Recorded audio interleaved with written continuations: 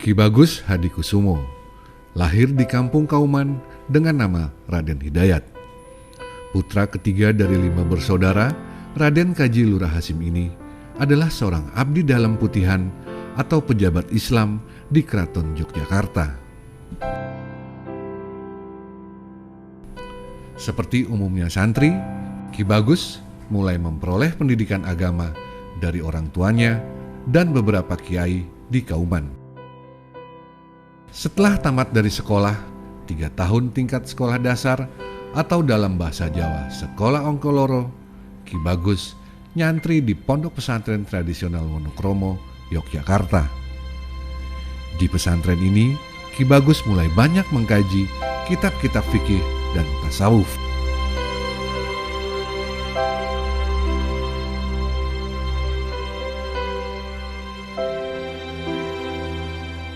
Ki Bagus juga merupakan salah satu murid pertama Kiai Haji Ahmad Dahlan. Dengan posisi ini, Ki Bagus mulai memperoleh wawasan keislaman yang lebih luas, terutama kaitannya dengan upaya pembangkitan umat dengan teknik dan metode baru. Ki Bagus menyadari realitas umat dan terpanggil untuk memperjuangkannya.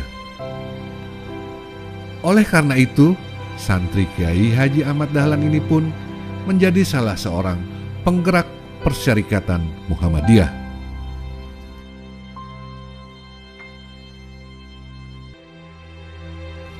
Secara formal, Ki Bagus pernah menjadi Ketua Majelis Tablik pada tahun 1922 dan juga Ketua Majelis Tarjih serta anggota Komisi MPM Hufbestur Muhammadiyah tahun 1926 dan Ketua Pimpinan Pusat Muhammadiyah periode 1942-1953.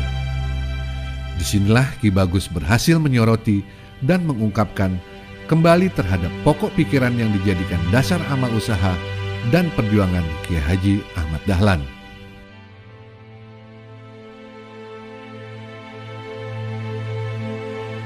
Dalam usia 20 tahun, Ki Bagus menikah dengan Siti Fatimah, putri Raden Kaji Suhud, dan memperoleh 6 anak.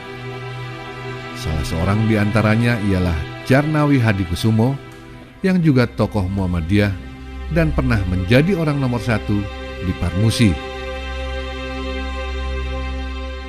Setelah Fatimah meninggal, Ki Bagus menikah lagi dengan seorang perempuan pengusaha dari Yogyakarta bernama Mursilah dan dikaruniai 3 orang anak.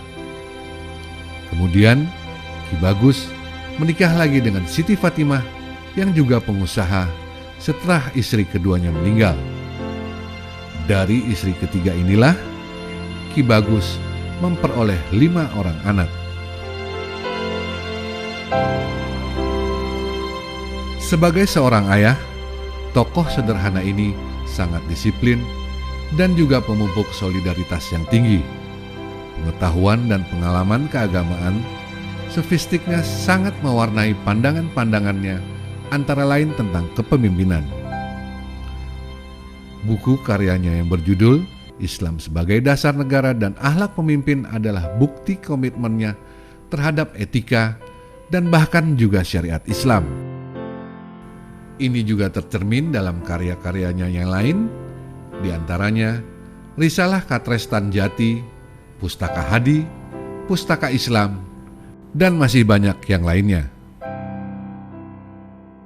Kecenderungan keislaman juga tampak dalam berbagai aktivitas politik. Ki Bagus termasuk seorang tokoh yang memiliki kecenderungan kuat untuk menginstitusionalisasikan Islam. Baginya, pelembagaan Islam menjadi sangat urgen untuk alasan-alasan ideologi politis dan juga intelektual. Ini tampak dalam upayanya memperkokoh eksistensi hukum Islam di Indonesia ketika dirinya dan beberapa ulama lainnya terlibat sebuah kepanitiaan bertugas memperbaiki peradilan agama. Selain keterlibatannya di Partai Islam Indonesia, Majelis Islam Al-Ala Indonesia, dan Masyumi, Ki Bagus juga tokoh penting dalam sejarah perumusan Konstitusi Indonesia. Ayah dari Djarnawi Hadikusumo ini menjadi anggota BPUPKI yang dibentuk pada 29 April 1945, menjadi salah seorang dari 15 anggota yang menuntut diterapkannya Islam sebagai dasar negara.